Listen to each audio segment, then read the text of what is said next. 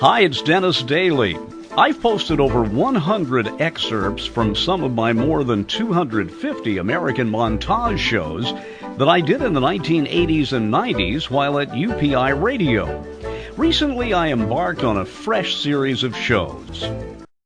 For more than a decade, I've written a monthly column for a national bingo publication called the Bingo Bugle.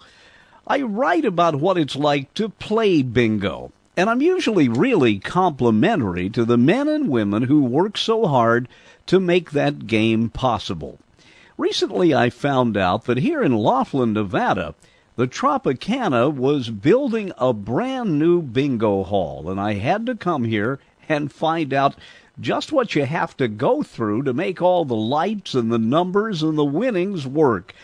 My host is Ed Ailstock. He's the head of slots here. He's also the man who has been put in charge of making all this work. Ed, I feel as if I'm invading here because as we are recording this, you're not up and running yet, but you're very, very close. And you've been running around here as the proverbial chicken with its head cut off. Before we talk about what it's like to put a bingo hall together, let's talk about you. Where are you from originally? I call South Carolina home, military brat, so traveled a lot when I was young, but South Carolina, Charleston area. I had a roommate in Washington, D.C. who was an Air Force brat. I asked him where he went to high school. He said, which semester? So he was really moving around. That's why you've lost your Carolina accent. If certain words come up, I'll have to explain that for you. I speak Southern still. I see, particularly if you get angry? It happens. It happens. Ed, how long have you been involved in this type of gaming? Is this a new thing for you? Are you bringing expertise here? Actually, I've been part of the bingo operations probably since 2001. So mainly it's slots, but I've been part of a bingo hall since 2001. Have you ever put a new one on the air, so to speak? Absolutely not. So this is the first time from the ground up. Correct. Yeah. We've changed systems, did improvements, those type of things, but from the ground up and actually be able to put your own stamp on it, it's been an exciting trip. Now, did the Tropicana here in Laughlin have a bingo hall earlier, or were you doing this somewhere else? We had another one in town at one of our sister properties, which we no longer own, and we've decided to have that business for ourselves also. Many of my listeners know that in addition to doing this show, I do a monthly column called Bob on Bingo, which is in the Bingo Bugle, which is a nationally distributed publication. And I actually started writing about 12 or 13 years ago. I was in a bingo hall and was looking right at a woman when she won $3,000, and she said, bingo. Well, I win $5. I'm up on top of the table screaming. So I called the Bingo Bugle and I said, do you ever print letters to the editor? Because I was incredibly disgusted how this woman could win $3,000 and not act as if she was happy about it. They said, well, we need a columnist. So I started writing. And my theory has always been the fact that if I were a casino or a bingo hall owner, if somebody doesn't scream, I wouldn't pay them. Additionally, if they really scream, I'd pay them double. So there'd be some incentive there. Back to where you were growing up in all these different places, did you have an interest in, say, grade school or high school in what would eventually become the work you're in, gaming, entertainment, that kind of thing? Actually, in the 80s, early 80s, I was in the factory and decided to head out west. And once you hit Nevada, the casino is an industry that is out there enough to where we decided to move into it about 89. So I've been in the casino industry since 89. Those who have not been to Laughlin, Nevada, I don't know how many years ago a man named Don Laughlin, who's still with us, started a very primitive gaming situation here on the Nevada side of the river from Bullhead City, Arizona. He was a repairman, I think, of slot machines or had some involvement in it. And then the city's now named for him. He's responsible for building a bridge across the river. But you come here, it's Little Vegas. Very nice, slow pace. You don't have the traffic. You take anything from penny slots up to high denom, and it's just the whole pace, the whole environment is so much relaxed. So actually you come down from Vegas to get away from Vegas to this atmosphere. Well, I should have said that because I have been told that so many of, I speak for myself here, we seniors like Laughlin because it is laid back. You don't have kids jumping all over you while you're trying to get from casino to casino. I love it here. Plus, you're right up against the Colorado River. I mean, it couldn't be prettier. It's gorgeous. This area, clear crystal waters, very unusual that it's 120 degrees in the middle of summer and you are at 66 degrees coming off the bottom of the dam. So the water is always cooled year-round. That's amazing. On this long trip that I'm on, I was way up the Colorado at Glenwood Springs, where the river's not very wide. I mean, it hasn't had much time yet to grow. But I found out that up there they used to call it the Grand River before it was named the Colorado River. But what an important part of this part of the world that river plays. Yes, it does. Irrigation downstream is huge. Multiple years ago, they had a challenge that they didn't need the water downstream, and on a holiday weekend, they had nothing going downriver. Really? Yes. So all of a sudden, you've got all the boaters, and there's not enough water to actually launch a boat. Wow. I know today it's absolutely beautiful outside. So you ended up out here in Nevada. Vegas first or here? Las Vegas. How long were you there? 5 years in Las Vegas, and then went out and tried my feet into the riverboat and truck stops. And then after you've tried all those things, you need to go back home and head back to Vegas. I must tell you, I lived in Vegas for about 3 years near Tropicana and Pecos. And I used to play bingo every night at a small place. We can mention here the Poker Palace on the north side of town. And saw that evolve from playing 3 sessions a night in the sports book area to having a room for bingo. And I remember how excited we were when they found out they were going to build a bingo room, because sharing the area with the sports book was ludicrous. It worked, but it was like playing bingo in a bus stop. But I was there practically every night for a year or so. That's how I really got addicted to playing bingo. We've got people just waiting for us to get this room open. We've created some fans in the area, what we've done in the past, and we're really looking forward to what we can do for them when we finally get it opened. I have a golden opportunity here to tell you what I'd like to see in a bingo hall based upon my biases. Now, I don't know whether or not, when it comes to wording, whether you have to follow what the state of Nevada says or whether you have to do it yourself. The first one is, it's not bingoing in 50 numbers or less. For anything, it would be fewer, because you cannot use the word less there. I'm going to write in my next column that everyone should say, you must bingo in the first 50 numbers, which completely does away with whether it's less or fewer. I can understand that. We need to make sure that when we communicate, whatever the guest is used to, it's most positive for them. Even if it's wrong. And I'm not trying to be pejorative here about this. If I was down south, ain't or not, we'll make sure it's all about the marketing and make sure that they understand what's going on. Then I figure in my upcoming columns to try to get all of this changed next year. For example, you must have the last number called a bingo. That's ridiculous. You can't bingo without having that last number. But they say that way, and instead of saying you must bingo on the last number called, they say it backward, and it doesn't really mean that. Anyway, I don't want to put a negative cloud over this, but I've got to calm down here, because these are things I've always wanted to say to a person who's going to open a bingo parlor. How long ago did you decide you were going to do this? And I must tell people who cannot see this room, it is absolutely gorgeous. It's not overwhelmingly festooned with all kinds of things that you see in some bingo halls that drive you crazy. This is clean and crisp. The monitors are lovely. I compliment you. Thank you. We actually started a little over 2 months ago.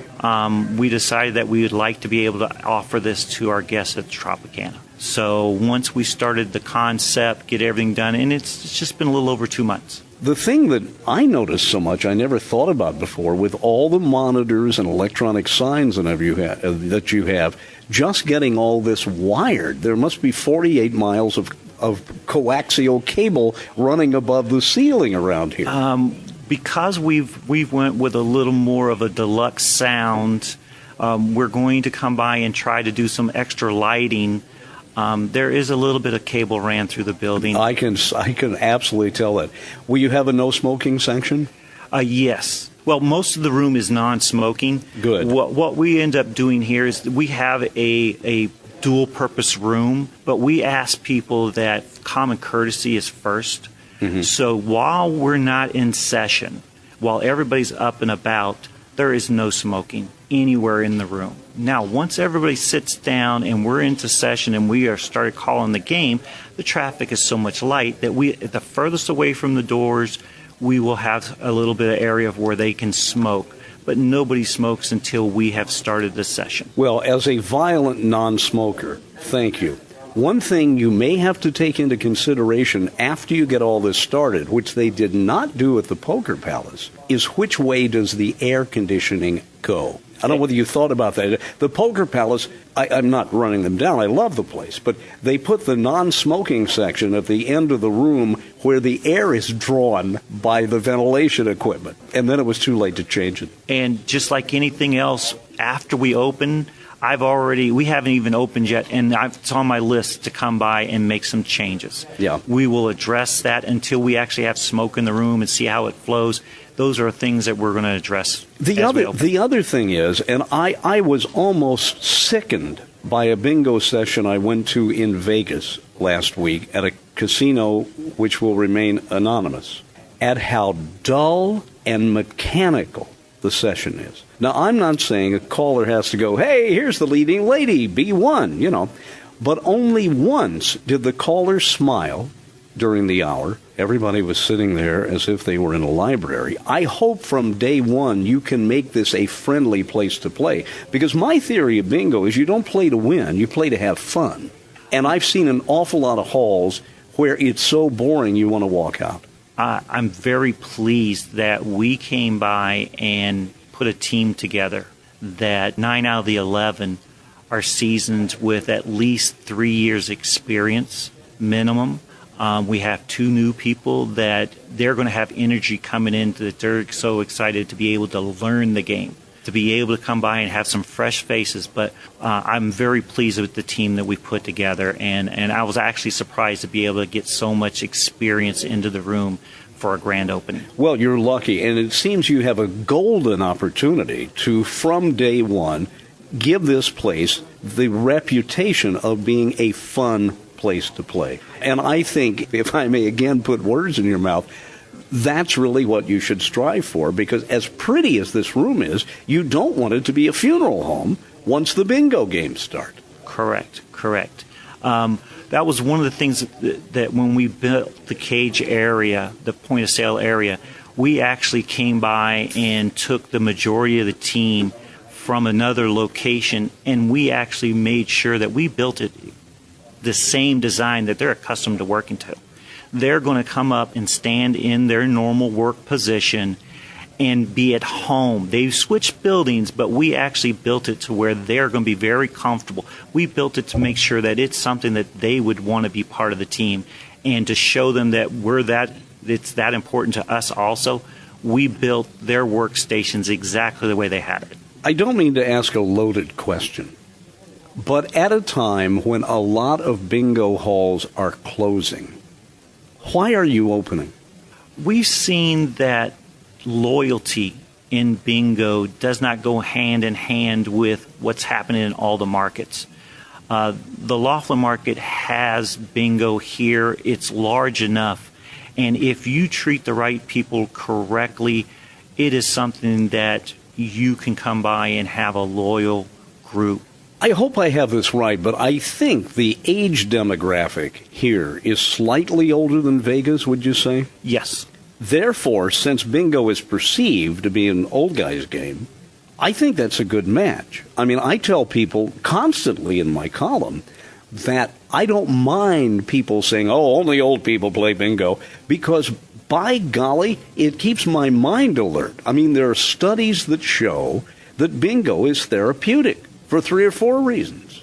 We have some seniors that are in this market, and I'm sorry, I'll say ladies because I know I'm not going to mention names. Okay.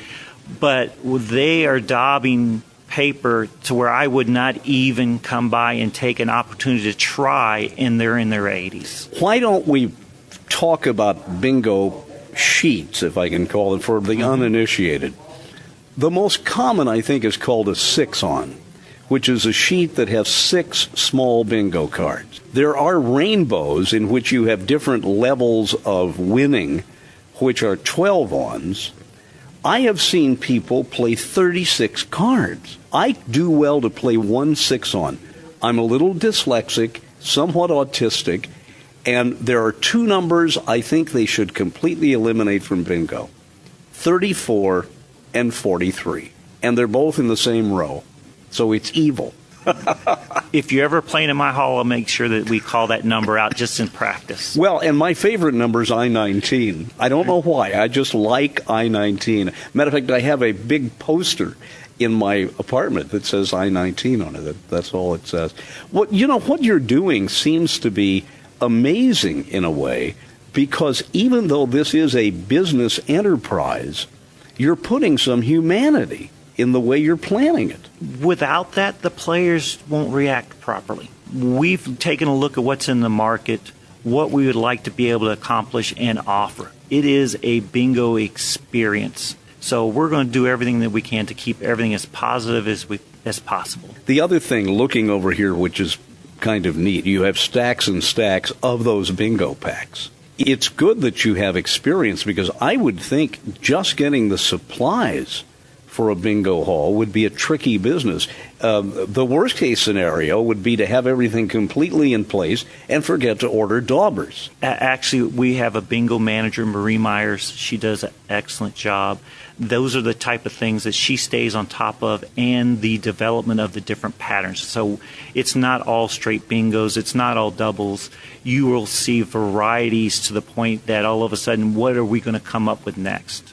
So we want to keep everybody engaged that what kind of pattern is she going to come up with next to keep them entertained. Just don't make the pattern so difficult that you don't know whether you've bingoed or not. Oh, that's the problem I have. I went to a hall in Seattle, and I forget when it was. It must have been 10 or 12 years ago, but you could win in 3 or 4 different patterns.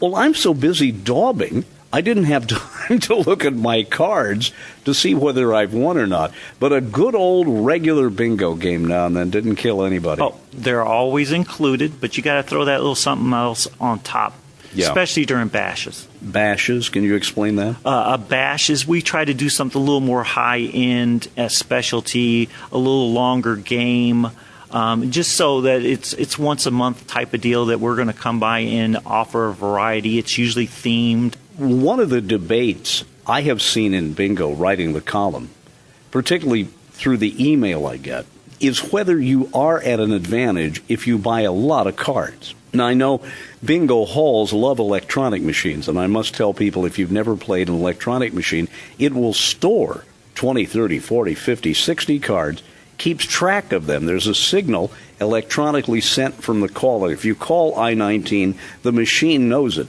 It'll tell you how many cards are getting close, whether you have a card that needs one number, what that number is.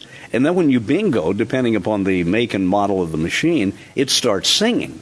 Also, when you only need one to win, which is called a variety of things, I called it being cased, the machine does something funny. And I'll be sitting there needing 5 or 6 numbers. And across the room I hear, and you just want to shout obscenities to that person because you know they're only one away. That doesn't mean they're going to win necessarily, but they've gotten close faster. Which is worse to you, being 6 numbers away or only needing one number and it never gets called? If you're playing an electronic game and you can keep up with that, you are 4 or 5 away, one ball, 4 or 5 games away, that could get a little frustrating. We do not run sound on those games for next. We would like it silent, just like you were playing paper. Now, when you win, we need to make sure that everybody's notified that's spent their money on that device. Yes. But during that, you won't hear anything. Yeah, I would like one game every so often to be an Uno game. You don't win anything, but when you're one away, just as in the card game, you shout, Uno! That would wake a few people up. We'll make that a bonus coming good, up. We'll try that. The other thing is, has anyone ever had a high-stakes game where everyone is only allowed one card? I have never heard of that. Well, that was what I was going to say. The debate is, some people say if you have 30 cards, you don't improve your odds. You just have 30 cards that have a chance to be bad. Of course, on the other hand, you have 30 cards that have the chance to be good. I play every Monday night at a hotel across from where I live, where you get one card. Now, don't get ahead of me if you're listening at home, because the numbers are different every game. So theoretically, you could play one card the rest of your life, and it wouldn't matter. But it's one of those old-fashioned cards where there's a little red window that you shove over, which is better than putting corn on the numbers, which we did when I was in grade school. But I've often thought it would be interesting if everyone only had one card. But a lot of people wouldn't stand for it. I mean, their concept of bingo is they have to have a bucket full of cards. They need to be entertained. If someone could be entertained with one card, I just don't see a lot of need for that. They want to push the envelope of what they've got in action. And it could be monetarily based on revenue, how much they're going to spend, or it's based on how much they can actually mentally keep up with. They are gambling and having a good time based on what their needs are. So we try to provide either direction to make them happy. Well, and I'm looking at this only from my vantage point. I am the king of the low rollers. Now, I must tell you, when I lived in Vegas, one of the years I played bingo every night, I decided to keep track of how much I was spending and how much I was winning. And I was playing the absolute minimum almost every night. I'd reward myself every so often and play an expensive card.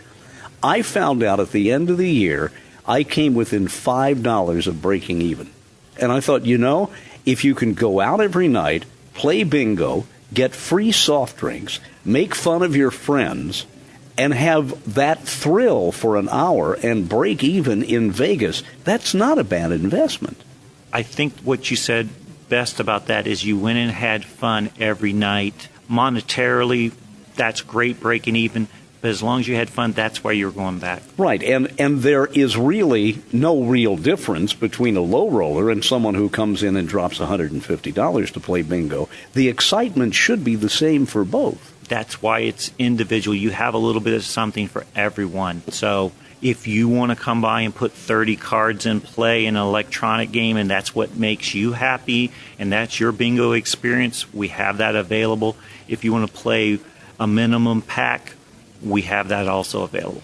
Now, you are just hours, I hope, away from getting this room finished. And again, I feel guilty taking this time from you.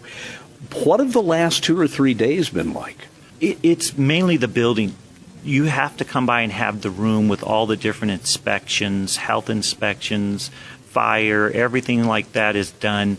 And once they release the room to you, now it's finally for the gaming part. We are in the state of Nevada, so there's gaming approval process, surveillance cameras, all the things that could not be finalized until we have everything else in the room completed.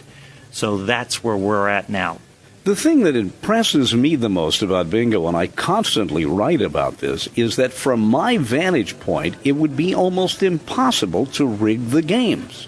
You could probably do something high-tech, maybe with the electronic machines or something. I don't know. But bingo, to me, because of the randomness of the way the balls pop up, and because of the randomness of the cards, for one thing, the combinations of winning, I don't think anybody's ever figured out how many bingo combinations there are. Because it's not just having B14, it's having B14 at the top or the bottom or wherever you need it. It's immensely complicated. Therefore, I don't think there's a way to either cheat or have a system. I agree. As soon as there is something, you don't know what pattern you're running for that game. So even if you had a problem with one of the numbers, one of the balls, it changes. It's all about making sure that we run something that is so above board that this is where they're comfortable. And only if gaming needed to come in and work with a dispute, we can provide clear evidence of what happened. Sometimes people come by and have a perception. We need to make sure that perception is everything's above board and honest. Are the rules pretty stringent in Nevada? To make sure that we pay the taxes properly, everybody's paid, it's an even game, and it's all about the recall. So it's not too bad, but we just need to make sure that we're compliant. In the games you're going to be running, are you going to be using what's called the dual dab game? We've got dual action. Dual action, yeah. Yes. That is a bingo card that has, instead of having your normal 5 rows of 5 numbers, the N row having free in the middle. Each one of the 5 squares has 2 numbers in it. So the top left card box might be B1 and B11. So if you call B11, you daub that. And then if they call B1 later, it doesn't help. Doesn't help. So that I've always thought was a really interesting game. The only problem is they tend to call the numbers too quickly. For some reason, a lot of halls think the dual daub can be called whammo, whammo, whammo. Have you said it yet, whether you're going to use 10 seconds, 12, 15? Our standard is 12. Mm-hmm. And right now, we have not changed anything that's not unusual from our earlier practices, so we're going to start with there, and the guests will tell us. Yeah, 12 usually works if the caller is articulate. And that's the other thing that I've written about a lot, is that since a larger part of the audience is seniors, the caller can't mumble. Now, you also, as a player, can't spend half your life looking up at the tote board to try to figure out what the last number called. That's one of the things we really pushed is technology when we took care of this room. So we're going to be running with an electronic headset, and there's speakers throughout the room. There is not going to be an area that is not covered. So there is going to be a speaker above you to where you're going to be able to be reached throughout the room. You know, the more you talk about this place, the more I hate the fact I can't stay here until you open it finally. No, I'm very pleased with everything that's came out so far. Ed, let's talk about a couple of other things and then move on. These monitors you have are absolutely beautiful. Can you will you use the standard air-blown box and the bingo ball, which is essentially a ping pong ball? Correct. Pops up. That's the standard of the industry, right? Correct. Unless you're at a small hall where they have to turn the cage by hand. Yes. What tells the tote board that I-19 has come up?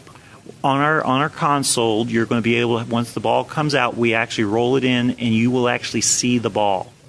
So as soon as it's there, they will come by and call the number, and when you place it, it's actually going to hit the switch at the bottom.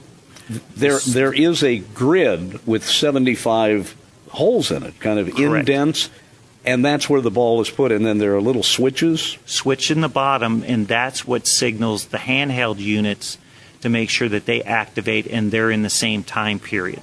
Now, are you using the balls that are blue for B and red for I? Yes, we use the primary colors. The code I use is B. Blue is B. That makes sense. Now, red eyes. That's the way I remember that. Red is I. N has no color, so it's nothing. G is green, and O is either orange or yellow, depending upon where you are. We have yellow. Now, when the ball pops up in front of the camera, will the players see the color first? Will they see the number before it's called? Because I've seen this done 3 or 4 ways. I have played bingo at a hall where they show the number before they call it. Correct. Instead of just the color. We actually place it in view. After it's in view, then we finally call it. Because there are some people, we could have hearing impaired also. It's all about the visual, so we're going to take care of it that way. Well, and you've got really bright monitors. I think that must be some of the fun of starting out now, because you can get all new technology. Correct. Wow. We will have the newest bingo hall in Laughlin. I don't mean to seem as if I'm trying to be your public relations person, but I'm really impressed. I had no idea how big, how small it was going to be, or what your attitude is about it. It will seat about how many? We're shooting for 215. We're still making some last-minute adjustments. Now, let's talk a little bit about payouts. I'm sure you've got that all worked out so far. So far. You know how it's going to work. For example, if I were to buy, in most halls, the basic card is a blue card. Mm-hmm. That pays the least. If I am the only person bingoing in a game, what would the payout be on a blue card? Well, it depends on which session you're in. Okay. We have specials. I mean, there's so many things going on with the specials. 18 numbers or less. Is it going to be a double session to where certain games are going to double? There's so much to go into that. You know, I knew when I asked that question that it was a really bad question to ask. If it was that simple of an answer, people would get bored. We have to give you a reason to show up, that if you're here at 9 o'clock, you can play one style of game. When you show back up at 11, we're going to offer you a whole different play matrix. Throughout the day, you will be able to play and get different payouts and be challenged of, is your lucky number going to work out for you? We're sitting in the bingo hall of the Tropicana in Laughlin, Nevada, and the hall has yet to open. I apologized early on for taking so much of Ed's time. They are actually here in the final hours of preparing this room. It's the first time I've ever had the chance to do a show about bingo before the bingo hall opened. Ed, you were telling me before going on the air that you're going to do a promotion to try to attract a younger audience to at least a few of the sessions. Tell us about that.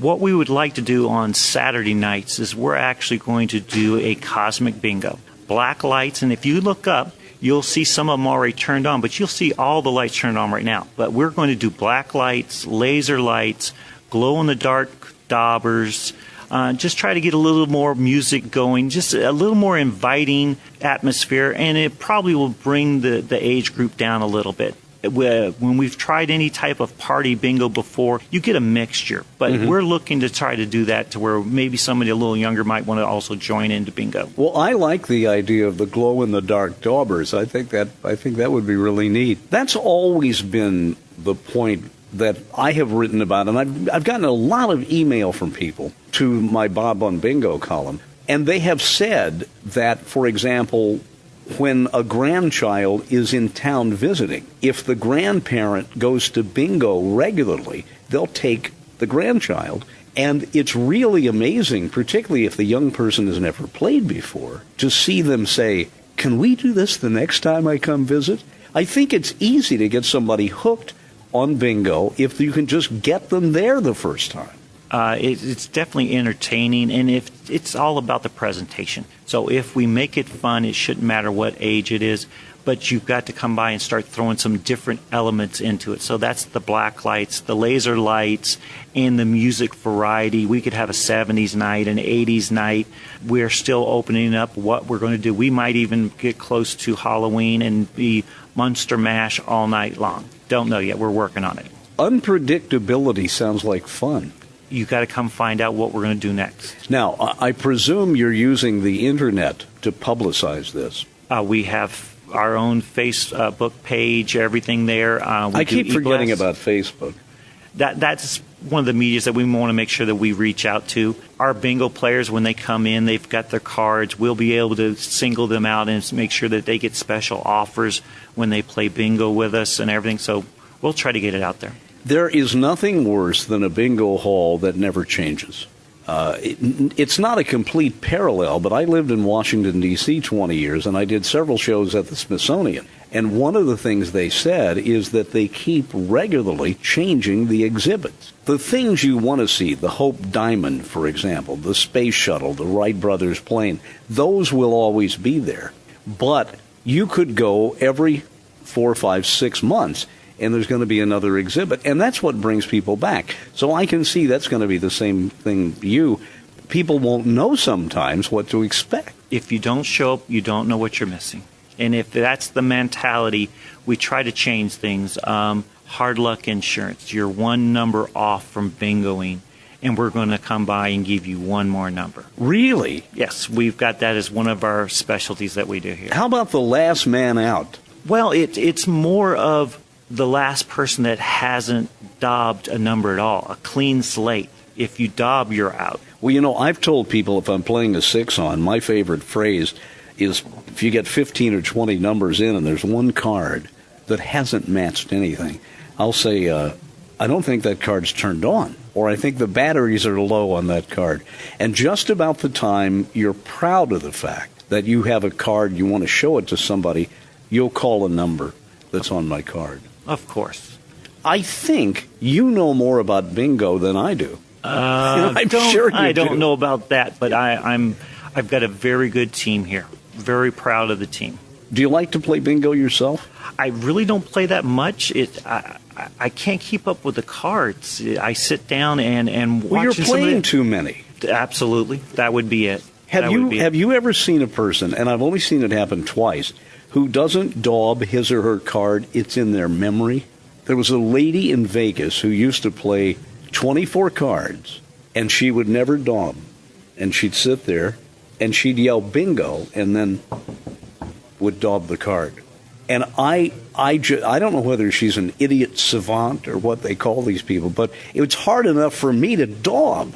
The other frustration I'd like to get out right now is that there is a pattern in bingo called double bingo, in which obviously you have to have two bingos on the same card, and that's usually two straight lines, either diagonally or left, right, up, down. I usually, in double bingo, I usually haven't single bingoed yet when somebody calls double bingo. That's my trademark. I've been to games where it's triple bingo, and I'm still waiting on my first bingo. Once you start doing those things, you could end up with in two games that you actually finish the second one before you finish the first one. You just never know. That's true. If people who play bingo can imagine this, suppose you have all the numbers on the bottom row, the B, I, N, and G, and you have the entire O row except the bottom, and you have a diagonal coming down from the upper left, you would need one number to triple bingo. And that's another one of those funny odds. And I sat beside a guy one time who needed G73, or O73, in order to get three bingos at once. Now, I need to ask this for those who don't play bingo very much. It's obvious that if the game is $100, the winning person gets $100. If I'm the only person to bingo, I would get the $100 in most cases. Correct. How do you determine the splits? Because I've seen 15, 20 people bingo, and I feel so sorry for the runners who have to keep track of all that. I would go crazy. It is all generated by the system. So we have a point of sale that tracks everything. The system will dictate, once we verify each pack, how much they spent and what's their fair share. So it's all generated by the computer. Wow, because there's so many holes where that has to be done by hand, mechanically. We have 9 red winners, 6 blue winners, 1 in the math. So this is all going to be done automatically. Correct. Absolutely. Ed, is this pretty much the right size room? It looks as if it is. I've been to bingo halls that are too big. We need to feel comfortable. I think the volume that we're going to be able to do here, day in and day out, to where you start filling 3/4 of the room, you can't be too uncomfortable that you're in a place by yourself and it's echoing. Yeah. We can drop in this design right here. We can do another 25 to 30 chairs, very easy. But why do that? Let's go ahead and make sure everybody's comfortable. If we have a special and we're going to need the demand, we can do that. But that's one-off. Those are specialties. Let's go ahead and build something that's for every day and get people comfortable that we can take care of them without trying to go too large. Well, and part and parcel in that is the intimacy aspect. That if you are among friends and if you're regulars, I mean, one of the things in Vegas regularly, if somebody won earlier in the evening and they won, let's say they won game 2 and then game 6, we'd yell, "Same winners!" Well, I'm sure if people are in from out of town and aren't used to that, they were, what are these crazy people doing? But I looked forward every night going, just to see what was going to happen. There's one fellow whose name was Reinhardt who won 6 games out of the 12 or 13, I guess, one night. So I started calling him Mr. Lucky. You know? Absolutely. You just don't know. No. It could be your night and the cards fell your way. Or you could go months without winning. Nah, that never happens. Oh, You always no, get no, that never happens. So what remains to be done here now? Actually, it's the final setup of the room. We need to bring the paper stock in, verify all the patterns, all those type of things is our job. But at the same time, we now need to get gaming in here for surveillance coverage, all those type of things. So we've probably got about a day and a half left. Will you be able to have a dry run game? Or are you going to have to hit the ground running? What we're going to do is have some team members come in, and we're going to have a little fun time. So we'll have a couple of the team members come in. That way the handhelds can be set up in different corners of the room. To make sure that the signals get there? Absolutely. Yeah. Make sure that all the patterns, the pay tables, everything's going to work out, and we'll have some team members come in and that they also can talk about bingo and how the room's set up, those type of things outside of bingo. I have a vague memory of being at a bingo hall where they had the electronic machines, and one person's machine was either slightly out of range or the batteries were low or something, and it started getting behind. And when the person found out that he bingoed, it was actually after someone else had bingoed, or he would have bingoed earlier if the machine had been able to keep up. And I can't remember how they settled it, but they shut the game down for a little while they tried to figure out what to do. Anytime that you have a mechanical device, there is going to be fail points. At this point in time, I'm very comfortable with the selection that we've done. The battery life is fantastic, colors, brilliant colors. So we're pretty comfortable that those are things that hasn't happened with any of the equipment that we've been using. Now, on the other side of the room behind me is my favorite part of a bingo hall. It's the soft drink machine. Now, I'll tell the audience I'm sitting here with 2 soft drinks, and I shouldn't have gotten 2. I haven't finished the first one yet. What about food, though? People are going to be able to carry food in? Well, you can always bring food in. We will not serve food here, the Smoking Act.